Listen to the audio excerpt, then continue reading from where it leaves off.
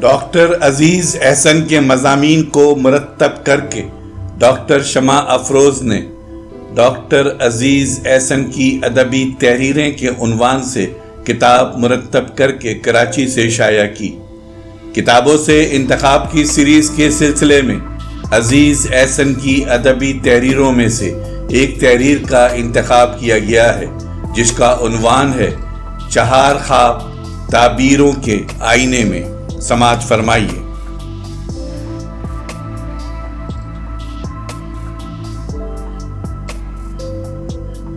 قمر جمیل دیو مالا تخلیق کرتے ہیں اور شعری دانش کا اصل جوہر اسی کو جانتے ہیں۔ ان کی روح ملیہ میٹ تہذیبوں کے کھنڈرات میں اور وہ خود کراچی کے پرشور شہر میں رہتے ہیں۔ شاید اسی لیے وہ مینار بابل اور بجلی کے تاروں کا ایک ساتھ ذکر کر کے قدیم و جدید طرز حیات کے لیے علامتیں تخلیق کرتے ہیں۔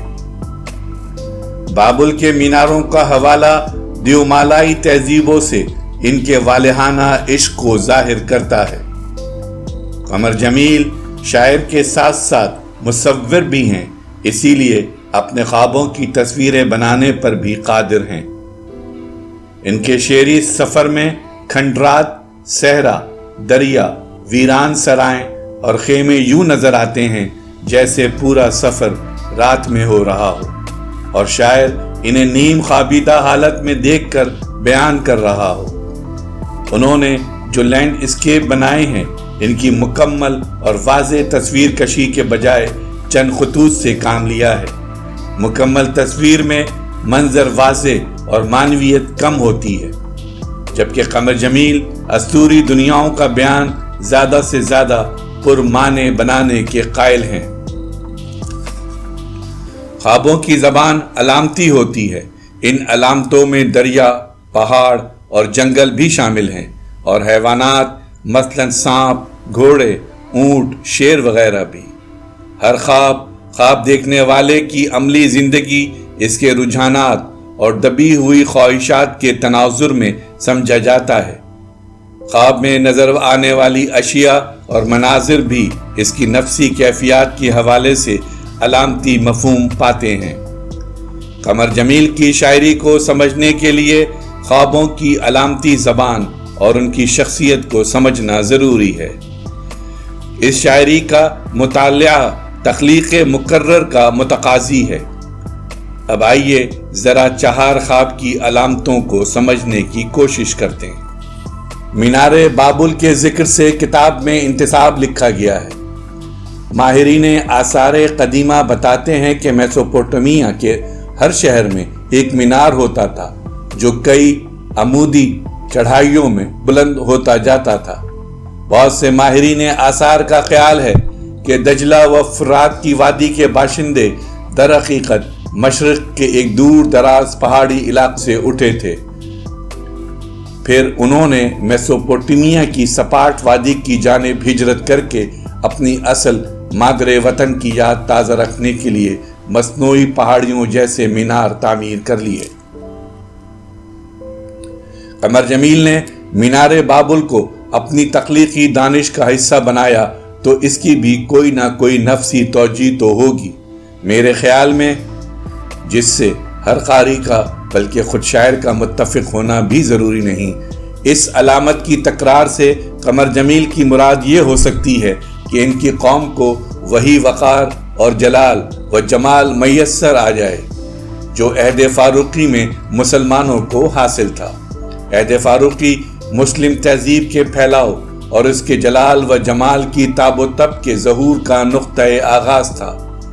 انسانی مساوات جتنی اس عہد میں نظر آتی ہے، بعد کے ادوار میں تاریخ عالم نے کبھی نہیں دیکھی۔ اسلامی دنیا میں بھی استحصال سے پاک معاشرہ اس عہد کے بعد بتدریج خواب و خیال ہوتا چلا گیا۔ ایک باشعور اور سچے فنکار کی طرح قمر جمیل استحصال سے پاک معاشرہ دیکھنے کے متمنی ہیں اور عین ممکن ہے کہ ان کا آدرش عہد فاروقی ہو چونکہ وہ نسلاً فاروقی ہیں، لیکن بیرونی دنیا میں جب عظمت رفتہ نظر نہ آئی تو تو انہوں نے اپنے خوابوں کو ماضی کی عظمتوں کا امین بنا دیا۔ میسوپوٹیمیا کے باشندوں کی طرح قمر جمیل کی ہجرتوں کا سلسلہ بھی دراز ہوتا گیا، اور ان کی حساس طبیعت پر ان مسلسل ہجرتوں نے کچھ اچھا اثر مرتب نہیں کیا، چنانچہ وہ پکار اٹھے۔ اجنبی ملکوں، اجنبی لوگوں میں آ کر معلوم ہوا، دیکھنا سارے ظلم وطن میں، لیکن ہجرت مت کرنا۔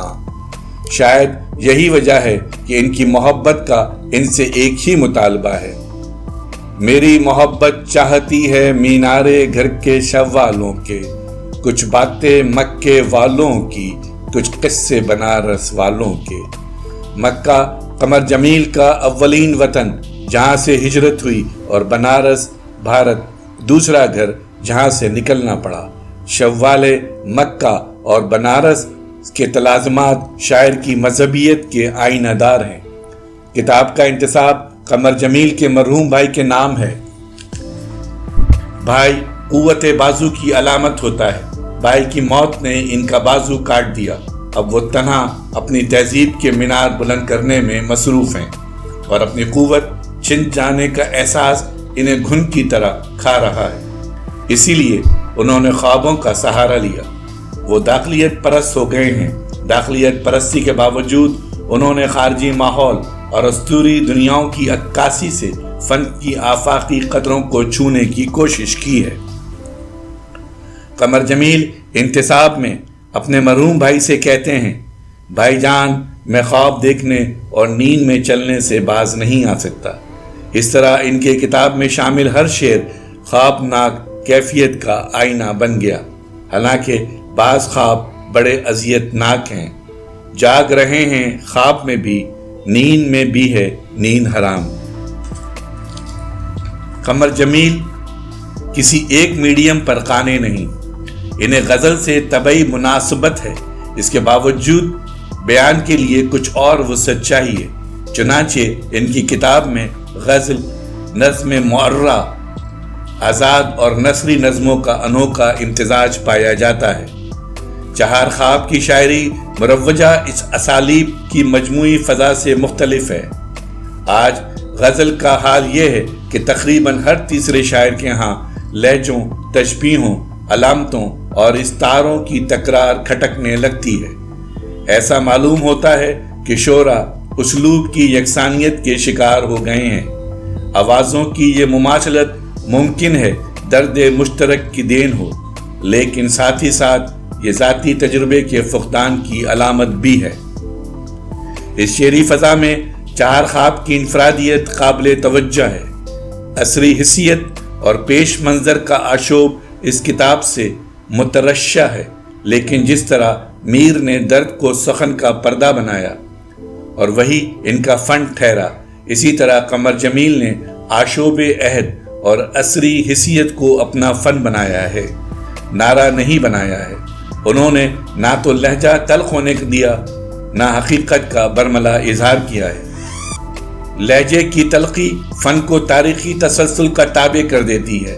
گھن گھرج اور تلخ لہجے والی شاعری فنی اعتبار سے چاہے کتنی ہی بلند کی نہ ہو، منظر اور حالات بدلتے ہی اس کی اثریت زائل ہو جاتی ہے۔ جوش کی انقلابی شاعری کو اس ضمن میں مثال کے طور پر پیش کیا جا سکتا ہے۔ حقیقت کو براہ راست پیش کرنے کا کام معلوماتی تحریروں کا ہے، جبکہ شاعر ادب تخلیق کرتا ہے۔